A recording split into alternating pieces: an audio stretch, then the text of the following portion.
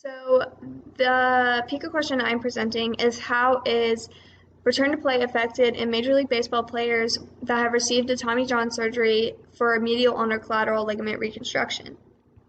In the top left corner, you can see the UCL in the elbow, and the UCL is torn in baseball players when there is large amounts of valgus torque to the medial elbow because of maximal external rotation of the shoulder during the acceleration phase of pitching. This injury can occur anywhere from little leaguers to Major League Baseball players and is one of the most notorious injuries in overhead sports.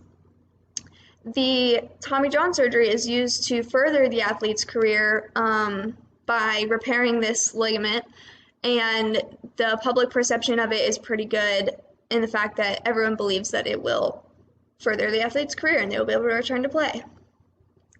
According to the Major League Baseball disabled list, 16 to 22% of all Major League Baseball injuries are in the elbow, with a prevalence rate of 10% of athletes getting a UCL injury and surgery. There is as high as a 90% level of return to play. The prevalence rate of pitchers with a UCL tear seeking out this Tommy John surgery is much higher than non-pitchers who want to seek out this surgery, and that being 16 and 3% respectively. The first Tommy John surgery was performed by Dr. Frank Jobe in 1974, and it was first recorded a little over 10 years later in 1986, and has since then been modified in various different ways. So between the years of 2000 and 2012, the amount of Major League Baseball players getting the Tommy John surgery went from 12 to 32.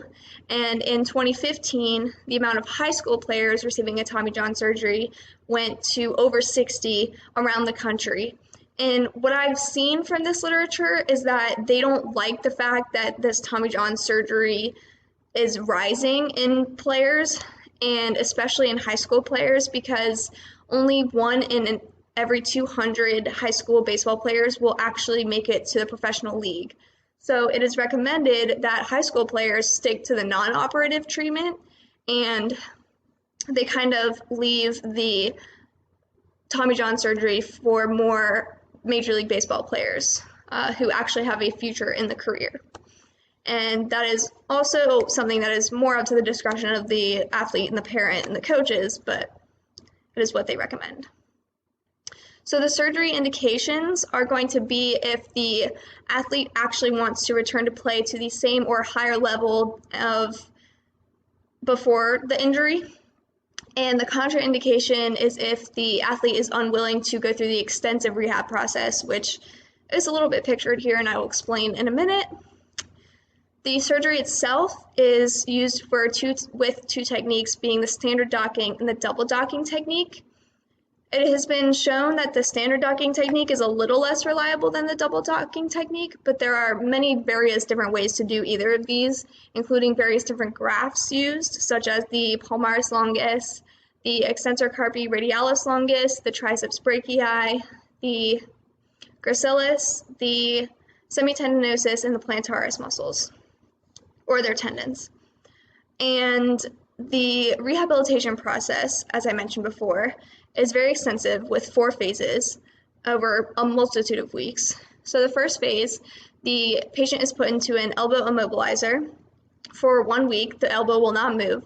And then for the next 5 weeks after that, the patient will try to increase their range of motion progressively until the brace is eventually taken off at the 6-week mark.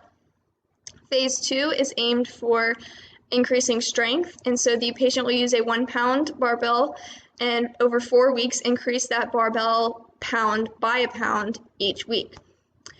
And then phase 3, for the next 4 weeks after that, they will focus on proprioceptive and neuromuscular function training and exercises, as you can see in the bottom picture. And in the 4th phase, which can take up to 11 weeks, the patient will be focused on relearning those proper throwing mechanics of baseball in order to ultimately return to play. So from what has been written about this surgery, it seems that any variation of this surgery is going to have positive benefits for the athlete. The athlete must be willing to do the rehabilitative program in order to actually have the best outcomes here. They also should get this surgery early on in their career, because then they will have a better chance of continuing this over their lifetime with little to no complications after the surgery. And then the last thing is that the athlete must also be able to accept the fact that this might not fully put them back onto the level of play that they were at before the surgery or before the injury itself even. So this is my reference list, and that is all.